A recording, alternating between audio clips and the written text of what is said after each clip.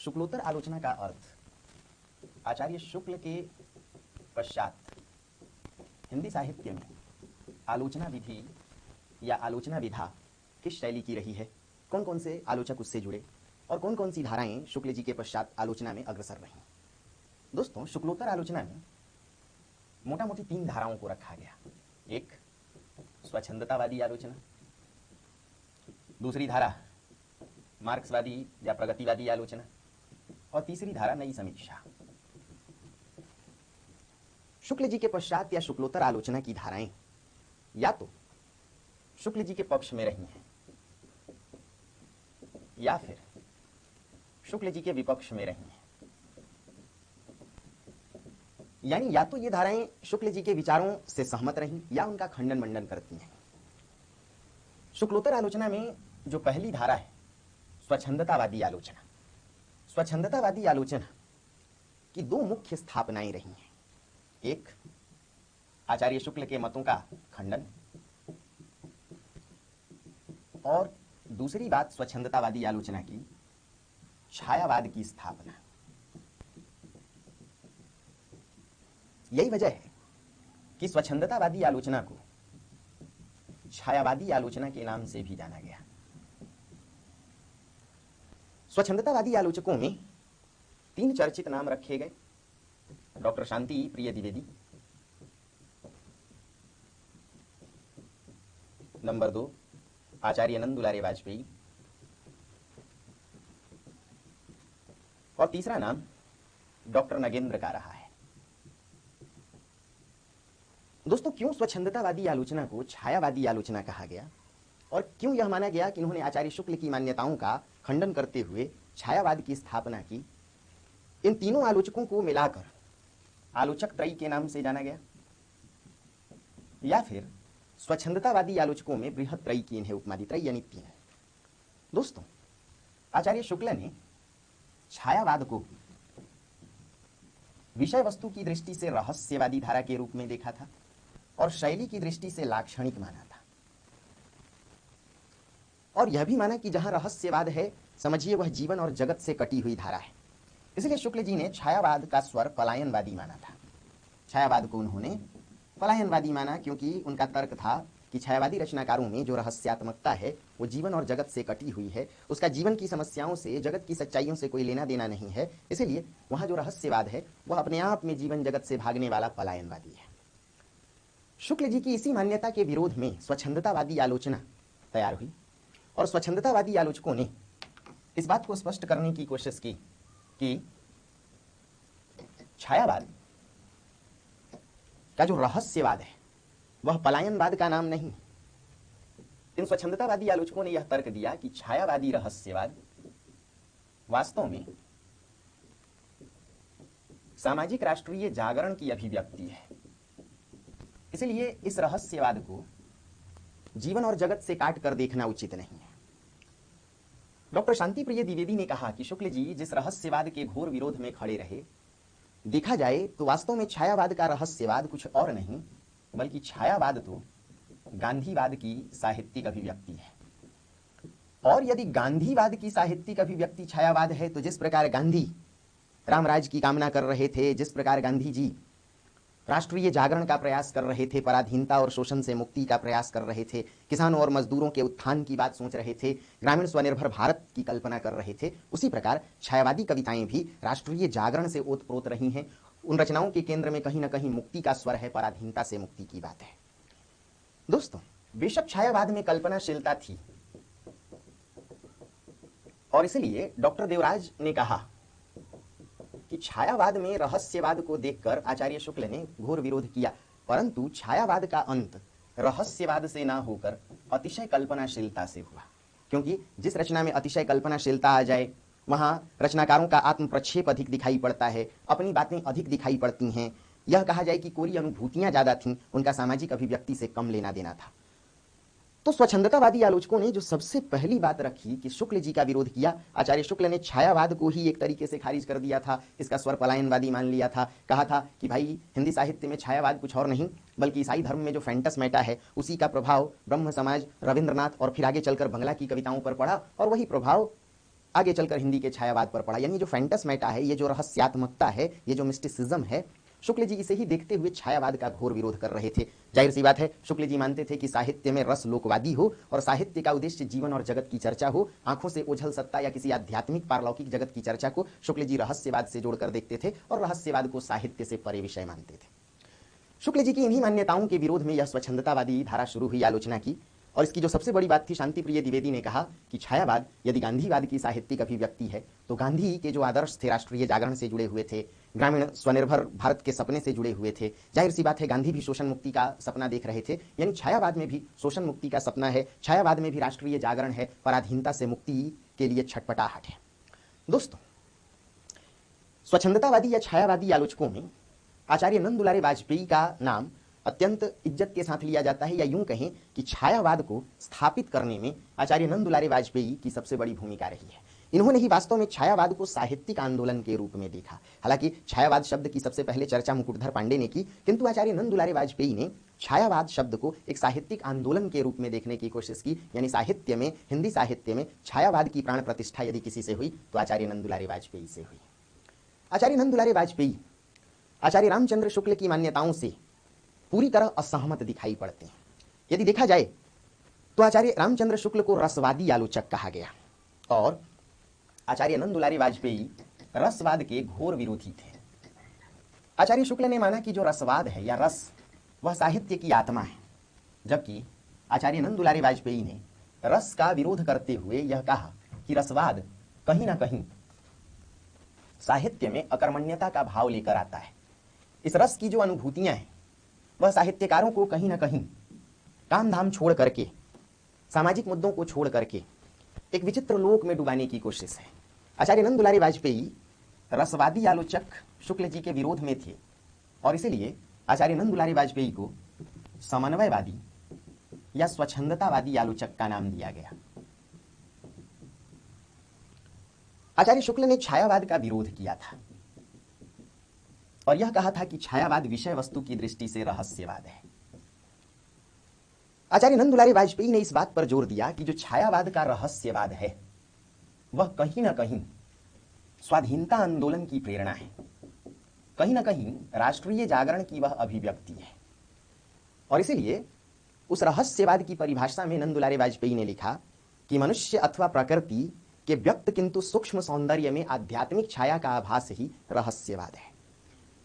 आचार्य नंद दुलारे वाजपेयी मानते थे कि छायावाद की जो आध्यात्मिकता है वह आध्यात्मिकता वास्तव में लौकिक जगत से परे नहीं है। वह आध्यात्मिकता एक प्रेरणा है, उस प्रेरणा के माध्यम से राष्ट्रीय जागरण बलवती है। तो आचार्य नंद दुलारे वाजपेयी छायावाद को रहस्यवाद से इतर नहीं मानते, किंतु उस रहस्यवाद को जीवन और जगत से परे भी नहीं मानते। जरा समझिएगा, थोड़ा ट्विस्ट है। शुक्ल जी ने छायावादी रहस्यवाद को जीवन और जगत से परे माना, किंतु आचार्य नंद दुलारे वाजपेयी ने यह मानते हुए कि यह रहस्यवाद एक आध्यात्मिक छाया है, किंतु यह छाया मनुष्य में उद्घाटित है, संपूर्ण प्रकृति में उद्घाटित है। मनुष्य और प्रकृति में व्यक्त किंतु सूक्ष्म सौंदर्य में आध्यात्मिक छाया का आभास ही रहस्यवाद। तो यह जो रहस्यवाद है वह प्रेरणा है, किसके लिए? संपूर्ण सृष्टि के लिए। क्यों? राष्ट्रीय जागरण के लिए। इसलिए नंद दुलारे वाजपेयी इस बात के प्रबल समर्थक थे कि छायावादी रहस्यात्मकता राष्ट्र से विमुख नहीं है, समाज से विमुख नहीं है। उसका काम राष्ट्रीय सांस्कृतिक जागरण की अभिव्यक्ति है, सामाजिक राष्ट्रीय जागरण है। ऐसे में वह रहस्यवाद भला पलायनवादी कैसे है? ऐसे में वह रहस्यवाद जीवन और जगत से कटा कैसे है? दोस्तों, आचार्य शुक्ल ने यह माना था, चूंकि स्वच्छंदतावादी आलोचना शुक्ल जी के विरोध में है, इसलिए शुक्ल जी की मान्यताओं का ही इसमें खंडन करने की प्रवृत्ति आप देख सकते हैं। आचार्य शुक्ल ने साहित्य में नैतिकता को, मर्यादा को सर्वोपरि माना था और यही वजह है कि तुलसी को श्रेष्ठ रचनाकार मानते हैं शुक्ल जी और उनके नायक राम को मर्यादित राम या सबसे प्रिय लोक नायक या नायक राम के रूप में देखते हैं। यानी शुक्ल जी के सबसे प्रिय नायक यदि कोई है तो राम और सबसे प्रिय कोई कवि तो तुलसी, क्योंकि शुक्ल जी नैतिकता और मर्यादा को सामाजिक मंगल या लोक मंगल से जोड़कर देखते थे। आचार्य नंद दुलारे वाजपेयी ने नैतिकता और मर्यादा के साथ साथ कहीं ना कहीं यथार्थ और कला सौंदर्य को भी महत्व दिया था और यही वजह है कि उन्हें समन्वयवादी आलोचक कहा गया। क्यों समन्वयवादी आलोचक कहा गया? क्योंकि उनकी आलोचना में एक तरफ आध्यात्मिकता भी है और दूसरी तरफ कहीं ना कहीं प्रगति का भी भाव है। दोस्तों, मार्क्सवादी विचारधारा को साहित्य में प्रगतिवाद कहा गया और जो रहस्यात्मक विचारधारा है या भक्ति काल की जो चेतना है उसे आध्यात्मिक कहा गया। जाहिर सी बात है कि नंद दुलारे वाजपेयी प्रगतिवादियों के विरोधी थे, किंतु मार्क्स के विरोधी नहीं थे। उन्होंने इस बात को लिखा कि मार्क्सवाद कहीं भी नैतिकता का विरोधी नहीं है, यानी मार्क्स की भी जो चेतना है या मार्क्स का जो उसकी जो स्वप्नशीलता है वह एक नैतिक या एक स्वस्थ समाज देखने की कोशिश है। किंतु जिस प्रकार मार्क्स समाज में नैतिकता का विरोधी नहीं है, उसी प्रकार जो आध्यात्मिक साहित्य है या जहां कहीं आध्यात्मिकता है वह प्रगति का विरोधी नहीं है, यानी आध्यात्मिक विचारधारा प्रगति चाहती है और मार्क्सवादी विचारधारा नैतिकता की बहाली चाहती है। एक स्वस्थ एक स्वच्छ समाज की कामना मार्क्सवाद में भी है। इसलिए कहीं ना कहीं आचार्य नंद दुलारे वाजपेयी आध्यात्मिकता और प्रगति, सामाजिक प्रगति को स्वीकार करते हैं, किंतु आध्यात्मिक चेतना के साथ आचार्य नंद दुलारे वाजपेयी इस बात के पक्षधर थे कि साहित्य सिर्फ आध्यात्मिक ही नहीं हो और साहित्य सिर्फ प्रगति का नारा ही न लगाए, दोनों का सामंजस्य हो, यानी कहीं उसमें आध्यात्मिकता भी हो, एक ऐसी आध्यात्मिकता जो सामाजिक उन्नति सामाजिक प्रगति की बात करे और जहां कहीं प्रगति की बात हो तो वहां नैतिकता भी बची रहे, आध्यात्मिकता भी बची रहे। दोस्तों, ये जो छायावाद है, यदि गौर करेंगे तो इस छायावाद में वास्तव में इस प्रकार का सामंजस्य देखा गया प्रसाद में, निराला में। प्रसाद की रचना कामायनी को यदि आप गौर से देखें तो कामायनी के नायक मनु है और उनकी दो नायिकाएं, एक तरफ श्रद्धा, दूसरी तरफ ईड़ा। श्रद्धा भावना या भावुकता या आध्यात्मिकता का परिचायक है, जबकि ईड़ा विज्ञानवाद और बौद्धिकता का परिचायक है। यानी मनु को मन मान लिया जाए तो मन का सामंजस्य भावुकता यानी आध्यात्मिकता और बौद्धिकता वैज्ञानिकता के सामंजस्य से ही संभव है। ऐसे ही यदि निराला की कविता राम की शक्ति पूजा के नायक राम को देखें तो राम जितने आध्यात्मिक हैं उतने ही बौद्धिक हैं। तो जिस प्रकार छायावादी रचनाओं में आध्यात्मिकता और बौद्धिकता का सामंजस्य है, नैतिकता और सामाजिक उत्थान का सामंजस्य है, जिस प्रकार छायावादी रचनाएं राष्ट्रीय जागरण की बात करती हैं, उसी प्रकार छायावादी आलोचक या स्वच्छंदतावादी आलोचक नंद दुलारे वाजपेयी भी इस सामंजस्य को स्वीकार करते थे। आचार्य शुक्ल ने आध्यात्मिकता को साहित्य का विषय नहीं माना, किंतु नंद दुलारे वाजपेयी ने सामंजस्य को स्वीकार किया कि आध्यात्मिकता जरूरी है किंतु सामाजिक प्रगति के साथ, और सामाजिक प्रगति और उत्थान भी आवश्यक है किंतु नैतिकता के साथ। यानी आप समझ सकते हैं कि शुक्ल जी के विरोध में स्वच्छंदतावादी आलोचना खड़ी दिखाई पड़ती है और स्वच्छंदतावादी आलोचना के जो प्रबल आलोचक रहे हैं उनमें आचार्य नंद दुलारे वाजपेयी का स्थान अग्रणी है। दोस्तों, आचार्य नंद दुलारे वाजपेयी ने साहित्य को स्वदेश्य मूलक नहीं माना। आचार्य नंद दुलारे वाजपेयी का यह तर्क था कि जिस साहित्य में सिर्फ सामाजिक उद्देश्य की बात हो वह साहित्य कहीं ना कहीं कोरा है और वैसे साहित्य को दोयम दर्जे का साहित्य माना जाए। इसलिए जो स्वदेश्य मूलक साहित्य है उसे आचार्य नंद दुलारे वाजपेयी श्रेष्ठ नहीं मान रहे थे। इनका तर्क था कि स्वदेश्य मूलकता की जगह कला सौंदर्य को श्रेष्ठ माना जाए। अब इस बात को समझने के लिए एक दो उदाहरण को लीजिए। दोस्तों, द्विवेदी युग को इस अर्थ में जाना गया कि द्विवेदी युग में तीन प्रकार के आदर्श थे: नैतिकता, उपदेशात्मकता और स्वदेश्य मूलकता। देखा जाए तो द्विवेदी युगीन साहित्य में सिर्फ समाज के लिए उपदेश का भाव था, न केवल मनोरंजन ही कवि का कर्म होना चाहिए, उसमें उचित उपदेश का भी मर्म होना चाहिए। हम कौन थे, क्या हो गए, क्या होंगे, अभी आओ मिलकर विचारें ये समस्याएं सभी। आचार्य नंद दुलारे वाजपेयी कहते हैं कि ऐसी स्वदेश्य मूलकता से साहित्य कहीं ना कहीं द्वितीय श्रेणी का नजर आता है, द्वयम दर्जे का नजर आता है, कहीं ना कहीं साहित्य नीरस होने लगता है, उपदेशात्मक और स्वदेश्य मूलक सिर्फ उद्देश्य की बात करने वाला लगने लगता है, वह कला सौंदर्य से हट जाता है। जाहिर सी बात है कि द्विवेदी युग के साहित्य में कला मूल्यों का अभाव था। यदि कुछ था तो दोस्तों पौराणिक कथाओं को आधार बनाकर फिर से रचना रचने की परंपरा यानी आख्यान मूलकता थी, इतिवृत्तात्मकता थी। पहले से जो कथाएं प्रचलित थीं, राम की कथा, कृष्ण की कथा, गौतम बुद्ध की कथा, यदि आप देखें तो इन्हीं कथाओं को आधार बना करके द्विवेदी युग के रचनाकारों ने समाज को उपदेश देने के लिए राष्ट्रीय जागरण के उद्देश्य से स्वदेश्य मूलकता को ध्यान में रखकर समाज को जगाने के लिए एक प्रकार से द्विवेदी युग का साहित्य उपदेश दे रहा था पौराणिक कथाओं का। यदि देखें द्विवेदी युग की कुछ रचनाओं को तो साकेत, भाई साकेत में राम की कथा है। देखें प्रिय प्रवास, उपाध्याय अयोध्या सिंह उपाध्याय हरिऔध की रचना है, प्रिय प्रवास में कृष्ण की कथा। ऐसे यशोधरा, गौतम बुद्ध। डॉक्टर नंद दुलारे वाजपेयी ने या आचार्य नंद दुलारे वाजपेयी ने यह माना कि ऐसा स्वदेश्य मूलक साहित्य वास्तव में कहीं ना कहीं नीरस नजर आने लगता है, सिर्फ उपदेशात्मक नजर आने लगता है, सिर्फ कथात्मक नजर आने लगता है, उद्देश्य परक नजर आने लगता है और कहीं ना कहीं वह स्थूल हो जाता है। इसीलिए दोस्तों डॉक्टर नगेंद्र जो स्वयं स्वच्छंदतावादी आलोचक हैं, उन्होंने कहा था कि छायावाद स्थूल के प्रति सूक्ष्म का विद्रोह है, क्योंकि स्थूलताएं थीं। देखा जाए तो द्विवेदी युग छायावाद से पहले था, यानी द्विवेदी युग के विरोध में छायावाद खड़ा हुआ और छायावादी आलोचना शुक्ल जी के विरोध में खड़ी नजर आती है।